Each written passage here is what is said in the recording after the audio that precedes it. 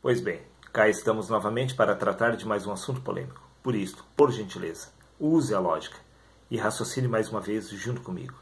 Eu tenho por certo que a maior parte das pessoas acredita que diabo, sim, que o Satanás é uma serpente mitológica, assim como um dragão descrito no livro de Apocalipse. Poucos sabem elas que, na realidade, Satanás, diabo, se trata exatamente da nossa natureza humana. Sim, porque a palavra diabo e Satanás significa opositor, adversário. A nossa natureza humana é inimiga do espírito. A mentalidade da carne, ela não se submete à lei de Deus. Neste caso, todas as descrições deixadas nas Escrituras a respeito da pessoa de Satanás fazem uma referência à nossa própria natureza humana. Tudo isto é apenas uma ilustração descrita nas Escrituras para que o homem natural pudesse entender os mistérios de Deus através dos assuntos da carne. Neste caso, veja o que consta no livro de 2 Tessalonicenses, capítulo 2, versículo 3, onde o apóstolo Paulo afirma: Não deixem que ninguém os engane de modo algum, antes daquele dia virá a apostasia, então será revelado o homem do pecado, o filho da perdição. Quem é este homem do pecado, este filho da perdição? Veja, Jesus dá a resposta no Evangelho de João, capítulo 8, versículo 38. Eu falo do que tenho visto com meu Pai, e vós fazeis o que ouvistes do vosso Pai, disse Jesus. Mas quem é nosso Pai? Evangelho de João, capítulo 8, versículo 44, Jesus responde: Vós sois filhos do diabo, e quereis satisfazer os desejos do vosso Pai. Jesus afirma que o diabo é o nosso Pai. Sim, neste caso nós somos o homem do pecado, o filho da perdição. Quando Jesus ele afirma que nós somos filhos do diabo, ele está afirmando que nós somos filhos da natureza humana, porque primeiro é o natural, depois o espiritual. Por isso Jesus disse: necessário vos é nascer de novo. O primeiro homem que é nascido da carne é filho do adversário do espírito, que é esta natureza humana. Você acha que eu estou equivocado? Veja o que consta no livro de Ezequiel a respeito da pessoa de Satanás. Deus afirma no capítulo 28, versículos 9, 13, 14 e 15. Preste atenção. Dirás ainda diante daquele que te matar: Eu sou Deus, mas tu és homem e não Deus. Deus falando para Satanás. Deus afirmou que Satanás era um homem.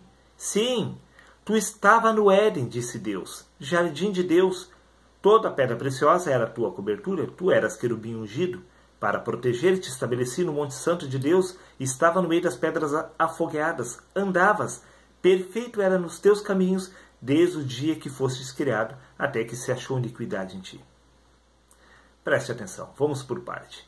Deus afirmou que Satanás era um homem, e que ele estava no jardim do Éden. Eu te pergunto, quantos homens se encontravam no jardim do Éden? Apenas Adão, porque Adão ali era o próprio diabo. Uma metáfora referente a esta natureza humana, que é adversária do espírito, porque é exatamente isto que diabo e Satanás simbolizam na realidade. Adversário, opositor.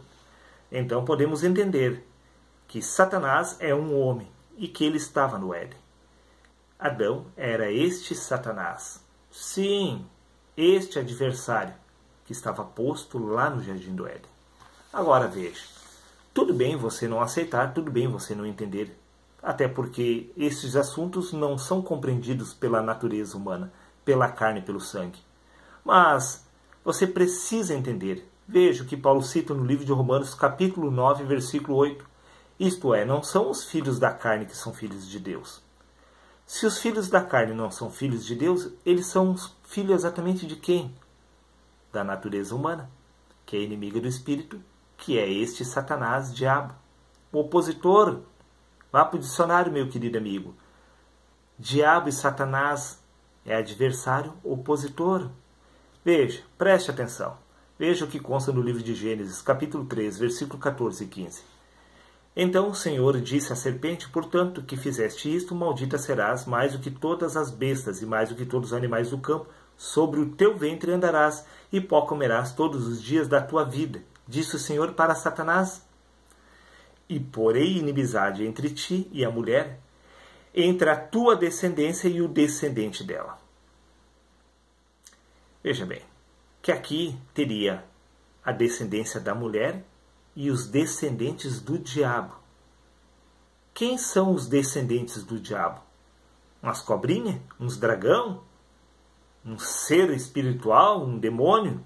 Não, veja. Livro de Gálatas, capítulo 4, versículos 22 e 23. Porque está escrito que Abraão teve 2 filhos, um da escrava e outro da livre. Todavia, o que era da escrava nasceu segundo a carne, mas a que era da livre, por promessa. Os descendentes da carne e os descendentes do espírito. Sim, os descendentes do diabo, os descendentes da carne, os descendentes do espírito, os que são gerados pelo Criador. Você ainda não entendeu? Veja o que consta no livro de 1 João, capítulo 3, versículo 10. Nisto são manifestos os filhos de Deus e os filhos do diabo. Os filhos de Deus gerados pelo Espírito. Os filhos da carne são os próprios diabos. Nisto são manifestos os filhos de Deus e os filhos do diabo. Preto no branco, simples, sem rodeios. O apóstolo João, ele afirma, nisto, repito, são manifestos os filhos de Deus e os filhos do diabo. Os filhos do diabo são os filhos dos homens, os filhos dessa natureza humana que é inimiga do Espírito. Veja o que consta no livro de Romanos, capítulo 9, versículo 8. Isto é, repito, não são os filhos da carne que são filhos de Deus. No Evangelho de João, capítulo 6, versículo 70, Jesus afirma, respondeu-lhe Jesus, não vos escolhi a vós os 12? Contudo, um de vós é o diabo. Por acaso, Judas era uma serpente, um dragão? Não, ele era um ser humano. Sim, filho da natureza humana, ele era um filho do diabo. Filho da natureza humana. Filho do diabo.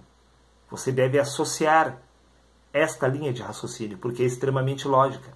Foi utilizado estas linhas de raciocínio no passado porque os seres humanos não compreendiam a realidade espiritual. Mas acredito que você, nos dias de hoje, é capaz de compreender este mistério. Veja o que consta no livro de Atos, capítulo 13, versículos 8 a 10.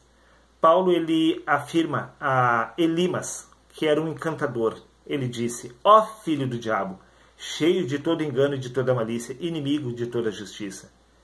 Por acaso, o apóstolo Paulo estava falando com um demônio? Um Satanás? Não. Ele estava falando com Elimas, um encantador, um mágico, uma pessoa, um ser humano.